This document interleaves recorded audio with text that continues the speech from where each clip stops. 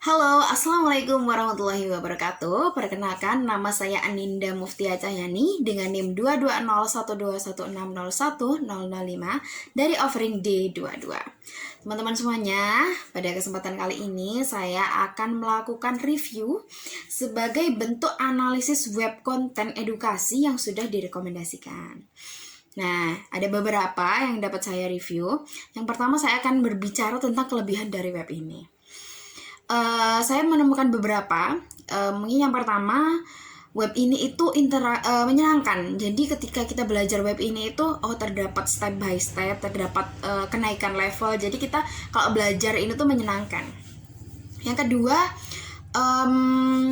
memiliki beberapa jenis permainan. Jadi ini adalah salah satu keunggulan dari web ini. Jadi dia bisa menyediakan permainan yang variatif. Dari setiap levelnya itu cara bermainnya berbeda seperti itu. Jadi akan lebih variatif dan lebih menarik untuk dipelajari. Yang selanjutnya adalah pendekatan pembelajaran mandiri. Nah, jadi web ini itu akan melatih siswa dalam hal personal learning-nya ya, bagaimana cara mengkonsep belajar secara mandiri.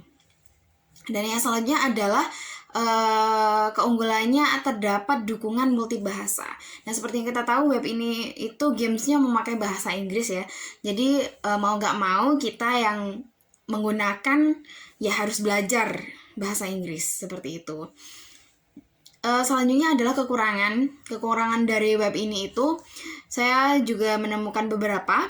Yang pertama adalah terbatasnya kedalaman materi. Nah, jadi karena setiap levelnya itu materi yang diberikan itu terbatas, jadi ketika kita ingin mempelajari sesuatu yang lebih luas, web ini tidak bisa menyediakan hal tersebut. Yang kedua, yaitu keterbatasan ekspresi kreatif. Kenapa hal ini bisa terjadi? Karena web ini itu tidak menyediakan seperti reaction gitu. Reaction bagaimana tanggapan pengguna terhadap sumber belajar ini seperti itu. Jadi cenderung kayak kurang ekspresif bagi pengguna seperti itu. Nah, selanjutnya adalah keterbatasan dukungan. Nah, seperti yang kita tahu ya, kalau sumber-sumber belajar itu kan kita membutuhkan dukungan dari pihak lain. Dukungan dari pihak lain maupun dukungan dari sumber belajar itu sendiri. Misal contoh di modul nih. Di modul kan itu ada semacam kalimat-kalimat yang cenderung memberikan semangat kepada pembacanya, sehingga nanti juga akan berpengaruh ketika siswa itu membaca buku. Nah, dan yang akan saya review selanjutnya adalah mengenai hambatan dan tantangan. Hambatan dan tantangan yang pertama adalah keterbatasan konsep. Seperti yang kita tahu bahwasanya di dalam web ini itu menyediakan beberapa level yang setiap levelnya itu memiliki tingkatan kesulitan yang berbeda.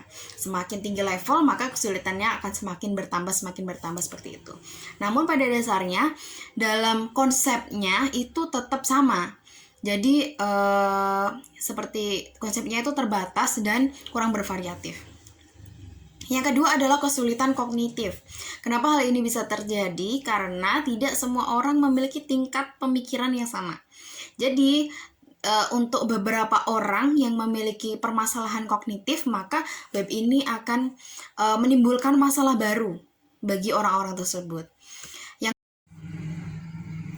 Nah, hambatan yang ketiga adalah kurangnya interaksi. Jadi, karena web ini itu diprogram supaya seseorang itu belajar secara mandiri, maka akan mengurangi tingkat interaksi antara siswa dengan temannya.